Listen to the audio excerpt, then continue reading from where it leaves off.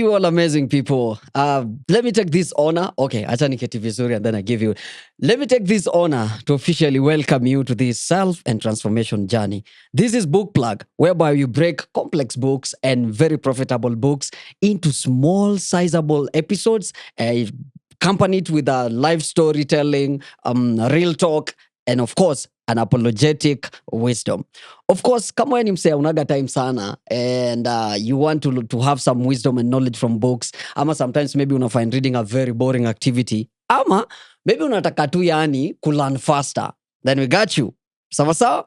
So I had mentioned it earlier on my introduction clip, the vision of the podcast, but because hii ni season 1, episode 1, acha nikumbushe manze ndio twende pamoja ama ndio to read the page pamoja kama venye wazungu wanasema.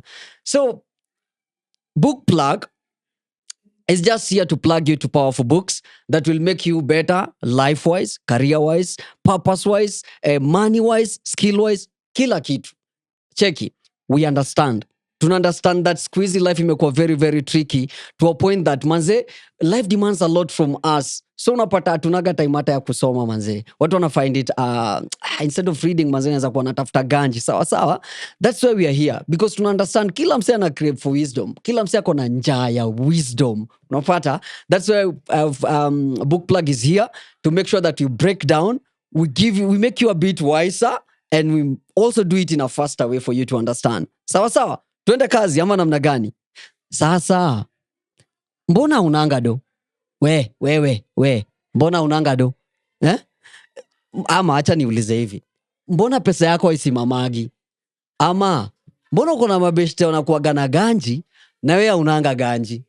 Okay, nikanishaanza kwa personal kidogo. Let me put it this way. Hizi ni maswali I'm so sure ushajiuliza. Na kama hujajiuliza, I'm so sure mabeshte zako wanaulizana hii swali chini ya maji. Wanaulizana mbona huyu jamaa ananga pesa? Huyu msee apeleka ganji yake wapi? Ama kama mabeshte zako haulizangi hii story ya ganji, I'm very sure, 100% sure, manzi yako ashaikuuliza hii story. Ukweli uongo? Ashaikuuliza do yako uenda wapi? Wewe mbona unanga do? So, after reading and digesting this powerful book, inaitwa The Richest Man in Babylon, nimekame up na 4 major reasons as to why, number 1, haunanga ganji. Ganji yako ukua kama V1s, yani inakujanga shiu kama imeenda. Number 3, haijai multiply. Yani kwa kizungu, tunasemaga you don't attract money, you can't retain money, and you can't multiply. Unapata? So, stick na mimi na kupatia hizi reason. And reason number 1 is this. Wewe unanga ganji simply because una ignore ama you don't know the laws of money.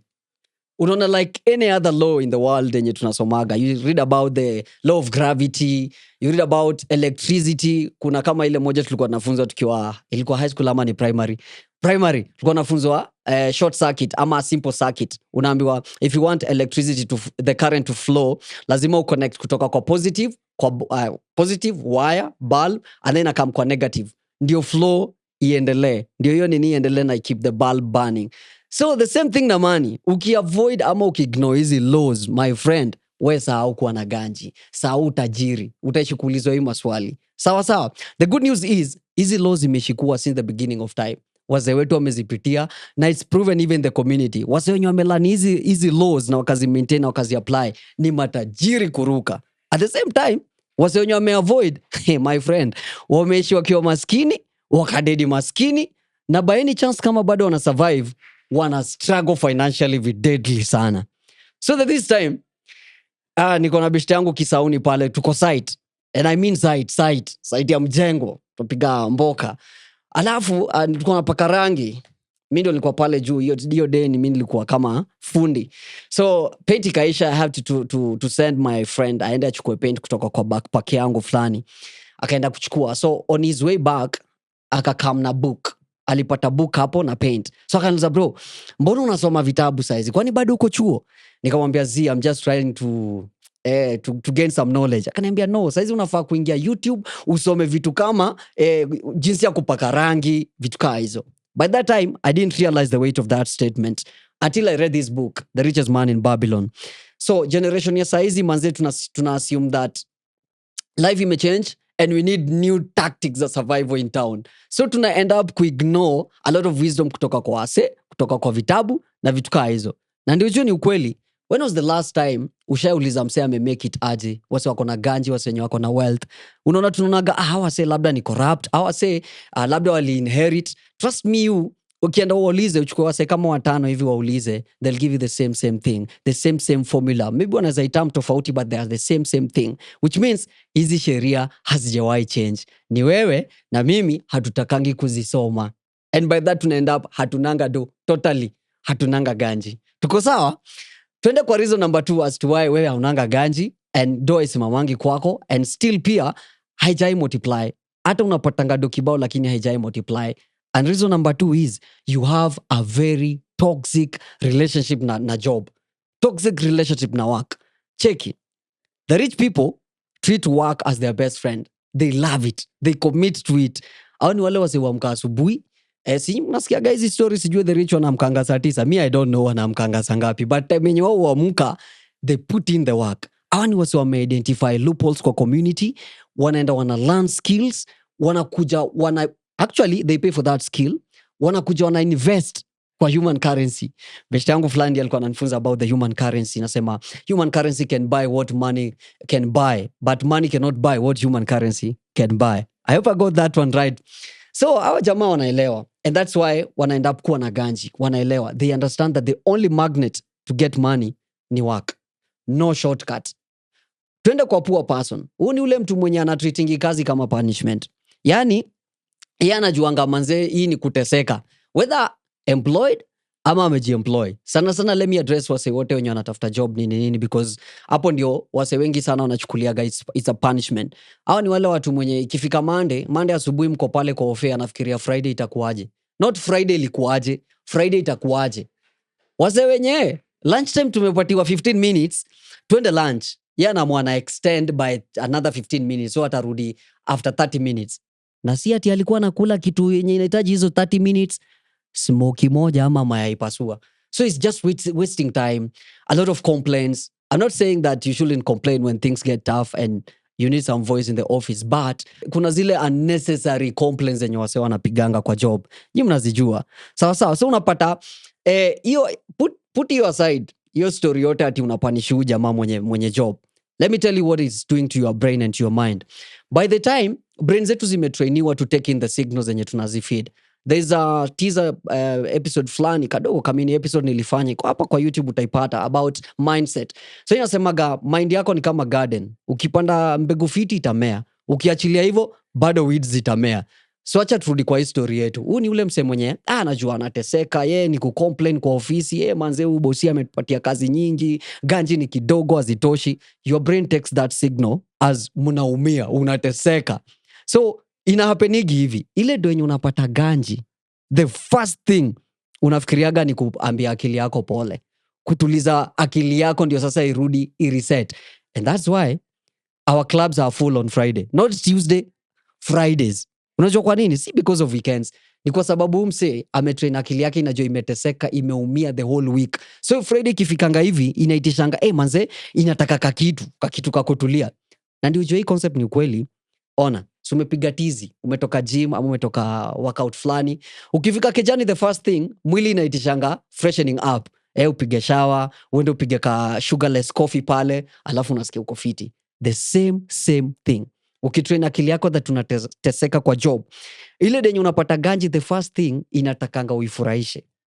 That is the first thing. Sikatai, labda ata invest, labda atalipa bills na vitu zingine zote, but the first thing kuambia mwili yake pole. Acha tuingie kwa wase wa rich ama wase wako na rich mentality. Hao ni wale wa jamaa wenye wana treat kazi kama mabeshte zao. Huyu ni mse anajua ni aje. The only magnet kama venye nilikuwa nimemention, magnet ya kuvuta do ni kazi. So yeye uput in work, whether analipwa ama alipu, whether anaumia ama umi, because anajua whatever he's doing to his brain ama his mind is more important than the work itself. And this is how it goes. Tumeona ule jamaa wa previous akipatiwa ganji, the first thing ni kurudisha mwili shukrani, because akili inajua anateseka. So mse mrich akipata do, the first thing anafikirianga ni aje, how are you going to make more money out of this? Unaona, amejitrain, because hata akiwaka anajuanga work is the only thing that is going to get me money. So hata akipata hiyo ganji, yeye anafikirianga ni aje, hata multiply aje. Tuko sawa? So ladies and gentlemen, hapa ndio tungekula ka commercial break but we don't have, so twende kwa reason number 3. Sawa sawa, you have a pathetic relationship na ganji. Yani wewe na do haujui kurelate naye. This is the difference, and here's the key. The rich people treats money as a slave. Poor people treats money as a master. Unapata? So hawa jamaa ufanya hivi, mtu poor na mtu rich, hiyo ndio difference yao. The poor demands money to work for them, demands money to provide for them. So huyu msee akipata ganji, ama allow me to use a scenario here as book plug. So book plug podcast iko na 2 million, imepatia msee mmoja mwenye ako na poor mindset ama poor man's mindset 1 million, and then the other person amempatia another 1 million mwenye ni mrich. Let me give you the difference. This poor person anataka hii ganji, anatreat kama master, anaiambia nilipie rent, nilipie school fees, nipeleke dunda, nipeleke as in everything. So this is how it goes.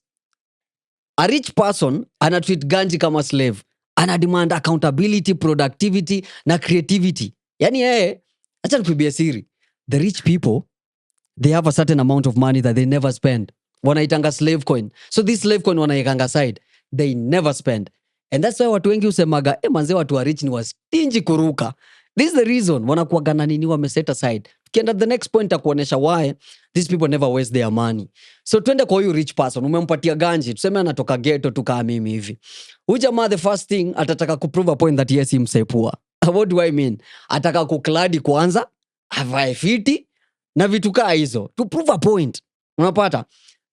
Sometimes back wakati Jack Dorsey alikam Kenya, the former owner of X, Twitter, kila mtu alikuwa anasema, huyu jamaa amepiga kitisho gani? What's the point of selling something for $44 billion and then bado unapiga t-shirts kama hizi?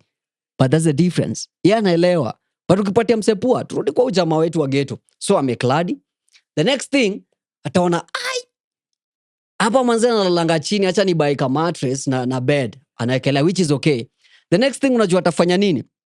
Ataamua, sasa hii nyumba manze nimechoka kusikia kelele za maneiba. Hii hao yangu inahitaji kelele kiasi.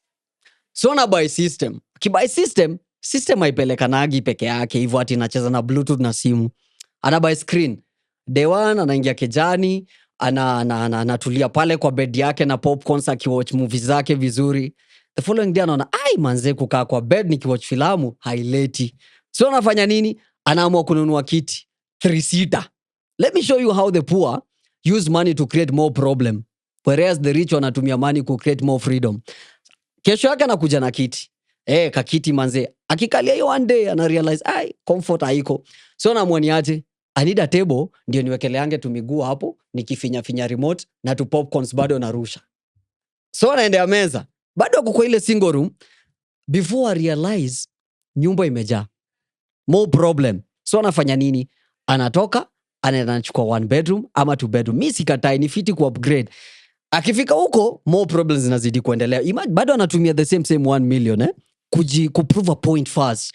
That's the difference. Anataka kuprove point kwanza.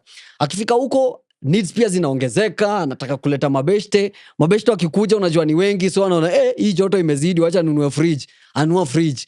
Mabeshte wakuja hapa tuna watch movie na boeka, situwekeni hata ka PS. Ana buy PS. And then ana realize, bado sijajishukuru vizuri. Anatoka anaenda place kujibamba. Akiwa huko ana realize ni aje, watu rich usemanga we must invest. So ana set aside some money ya investment. Invest, ana set aside kwanza. Remember, this is a person mwenye alikuwa na survive na merely tuseme kitu kama 15 Gs. That's why alikuwa na manage kukaa kwa nini yake, kwa hiyo single room ama bed sitter pale ghetto. Lakini sasa needs zimeongezeka. So acha tuachane na hiyo sherehe nyingine. Asha invest. After ameinvest, ameinvest vifiti, inamletea ganji na vitu kaa hizo. So kitambo alikuwa na survive na 15 Gs. For now needs zimeongezeka. So anafanya nini? Anatumia ile ganji yenye amepata from investment yake ku keep up the lifestyle yenye yako naye. Unapata mark your difference, takuonesha the difference na wadozi. Acha turudi kwa ujama mwingine mwenye anatreat ganji kama slave. Anataka hii ganji imzalie. Ameset aside a slave coin. Hii slave coin anataka iendelee kumultiply. So ikitoka hapo yeye atumiangi hiyo ganji completely. Hiyo ni do ya kumultiply. Anataka izaane. is there another ka slave kid, another slave kid, iendelee hivyo, zinaendelea kumfanyia kazi milele na milele, atumiagi hiyo do. And that's lead us to now the point number 4, whereby you don't know how to spend money. As crazy as it sounds, haujui kutumia do. Hata mimi nikisoma hii kitabu nilikuwa nasema hey, nani ajui kutumia do hii dunia? Hata ukipatia mtoi mdogo ataenda abai kangumu, abai nini, abai hizo stuff zote. But whatever we call spending money is just to say a very small percentage of spending money. Spending money starts from budgeting, and that's where the biggest difference lies between the poor and the rich. This is a difference. Tumeona hapo juu jamaa akichukua ganji, yeye anataka kwanza kuprove a point, anataka kwanza kujifurahisha, anataka kwanza kujibamba. The rich person, and this is the only concept yenye nilibuy direct from this rich man, the richest man in Babylon. They have a budget structure they use. Let me just give you, but najua utaenda kusoma utaipata. Number 1, hii 1 million anagawaga into percentage. So si 1 million ni 100%. Anachukua 10%, anaweka kando. Hiyo wanaita tithe ama giving. Amebakia na 90. Anachukua 10%, anaweka kando. Anaita slave coin. Remember what we said about the slave coin? Anatumia hii slave coin continue to multiply. Anataka izaane. Venye tu mababu zetu walikuwa wanashikiwa whip, fanyeni kazi. Anataka production, anataka productivity. The same way anatreat hiyo 10%. Amebaki na ngapi so far? Amebaki na 80%. 80% anachukua 20%, anaiset aside. Anaita ini ya kuservice debts na kushow compassion. Debts na compassion. So hii ni ya kulipa wasee wake madeni. By the way, ukiangalia hiyo kitabu imekupatia breakdown vizuri sana on how you can survive by 20% servicing the loans. Hata kama loans ni kubwa kushinda kitu yenye una earn, you can perfectly survive by using only 20%. Ama compassion, unapata kama ana madeni, hii ndio ganji yenye anapiganga nayo charity. And that's why watu wengi huona watu wadozi wanafanyanga charity kushinda hata watu wenye hawanaga kakitu. It's simply because they set aside. So amebakia na ngapi? Amebakia na 60%. Now this is where the magic lies. Amebakia na 60%, ametoa hiyo 40. Akibakia na hii 60, ndiye anaanza sasa kubehave kama venye tuliona the poor person akibehave. Anassume sasa hii ndio ganji yenye ako nayo. So hapo anatoa bills, rent yake, sijui school fees, kujibamba, kununulia familia yake vitu fitifiti, alafu pia ana invest. So in short, amesha invest. And that's why our jamaa unapataga msee yeye ni millionaire huko mashinani, lakini anaendesha gari ya KZ 156Z ni ya kitambo. Unashanga jamaa hii pesa yote anapeleka wapi? But ameset budget. Yeye anajua haizi guza slave coin. Hii kwa hii investment hapo ndiye ana manage nini zake, na kama haitoshei haizi upgrade na haizi kupatia ganji. Wewe unajua umeomba watu wenu pesa mara ngapi? Wanyoni wadozi wanakataa. Si kukataa. Anajua kuna kitu anafanyaga na ganji yake. Sawa. So those are the 4 difference ama the 4 reason as to why haunanga ganji. Wewe ustrain sana ganji kustick kwako, yani inafikaga kai imeenda, alafu pia do yako haijai multiply completely. Those are the 4 reasons. Usisahau. Remember, this is just a tip of the iceberg from the richest man in Babylon. Unaweza check and then you find amazing concept hapo ndani. This is just my own interpretation yenye niliget. Na nikaona, niaje? I come and share with you. I hope umefaidika manze. Na still, unaweza buy book from authorized authors, authorized distributors. Ama pia unaweza buy from the author themselves. Alafu pia, amazing thing, tutakuwa napatiana hii kitabu, the very book yenye tumetumia hapa kutengeneza hii episode, tutakuwa napatiana for free. All you have to do, tuambie kwa social zetu unataka tukupatie hii kitabu kwa nini. Alafu pia make sure kama hii message imekuguza mzee, unaweza share na friend. So I had promised you a bonus at the end of it. I read somewhere, actually it was a podcast I was listening, and then they said every boy has a day when they realize that there's no one coming to save them. That's when they start being a man. Another one yet said a man has 2 lives. 1, time yenye amezaliwa. 2, ile day yenye ana realize there's no one, absolutely nobody is coming to save them. No handouts, no nothing. That's when the second life begins. So, sijui uko wapi so far.